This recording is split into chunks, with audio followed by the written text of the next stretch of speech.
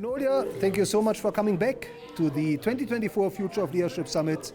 Last time you were presenting at the Future of World panel, and you made one very important insight, and that is that there are so many hidden talents in our organizations. Right. And can you tell us a little bit more? How do we go about discovering the hidden talents, the hidden skills? Right. Thank you, Nick, and thank you for the opportunity.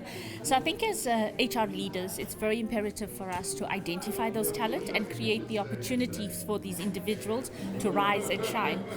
Often people don't talk about it, but the data that you have in your HRIS, etc., will tell you about people that have skills and competencies, etc., in the past. So using that data helps us as HR leaders to identify the future talent. I think very important is understanding where your organization's going, the skills you need for the future, how are you going to build those skills with your existing talent, and that's where we talk about development, and that's where organizations are responsible for creating the spaces to allow our employees to thrive. And so for me, I take that very seriously in terms of building future leaders.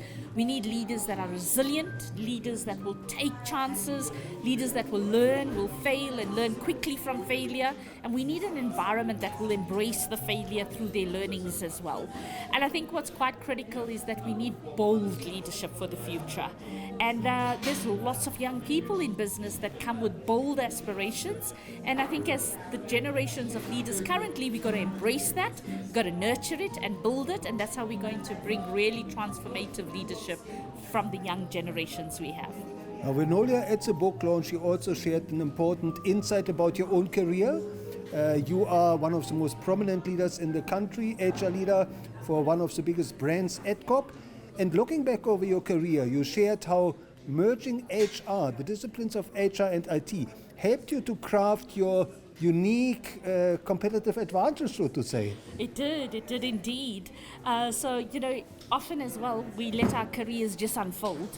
But I think we need to be intentional around designing our careers and where we want to go to. So I was fortunate way back in my school days being exposed to computers, and I really didn't have a passion for it, but it was the hype, and it was like you were smart if you got into computer studies at school, etc., which is what I did. But as I developed myself, I'm actually thinking there's power in technology, there's power in digitization, and late 90s, I realized that this is going to be transformative in our future. How am I going to embrace it?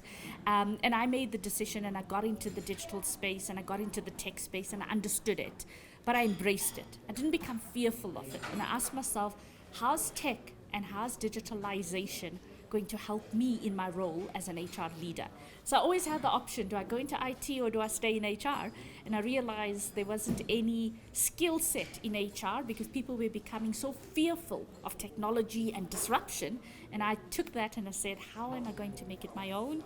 And it's ended up being my competitive advantage, where how do we take systems, data, analytics, and how do we look at that from a employee perspective? And today it's helping us and our organization look at employee wellness differently, because we trend sick leaves analysis, etc. We look at career pathing differently, and so it can really be a powerful tool, merging your people strategy and a tech strategy to bring out the best in your workforce to give your organization a competitive advantage. Now, Vinoliah, looking forward, what is your wish for the next edition of the Future of Leadership Summit? Is there a special topic you would like to see? Ooh, that's a big one, Nick. Real big one. I think because I'm also passionate about digital, and in the book I talk about leaders embracing it, digital will augment our everyday life. It wouldn't replace us. So if we are smart and we look at how it can make us better and more efficient, and we embrace it as leaders, I think we'll survive in the future. But I think what's becoming really, really concerning right now is what I've called or deemed the overwhelmed employee. So we find in the workforce, even at executive level, even CEOs and your executive teams, people are becoming overwhelmed in the workplace, and they become overwhelmed for multiple reasons. And one is the economy is tough, and we have to perform, and we have to get teams to perform. From a personal perspective, people are finding it difficult because the cost of living has gone higher. Then we find with technology we can't switch off. We're constantly working and there's no boundaries between work and home. And then we have this big pandemic that, the World Health Organization says by 2030 will become the biggest pandemic on the planet, and that's, mental wellness. We're seeing all these aspects impacting mental wellness.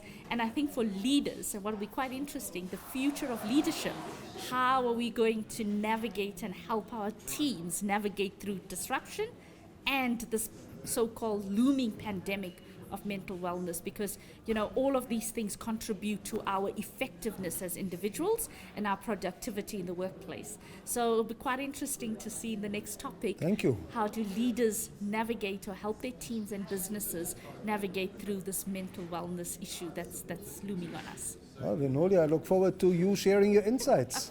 It's the next edition. Absolutely, would love to Thank do you. so, Nick. As I'm also learning and growing in this space, would love to actually share whatever we're finding. Thank you.